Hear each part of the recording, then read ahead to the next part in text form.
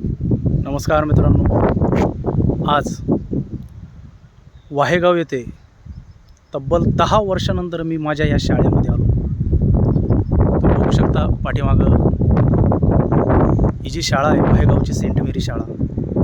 या शाळेमध्ये 2006 या दरम्यान मी 10वी, माझी 9वी 10वी या शाळेमध्ये काढली.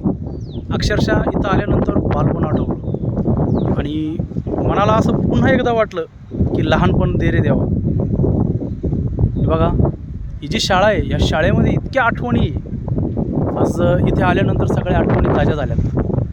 तुम्ही बघू शकता माझे मित्रमंडळ, माझ्यासोबत माझा क्लासमेट राहुल, मणिकांत, आम्ही सगळेजण या ग्राउंडवरती आलो आहे.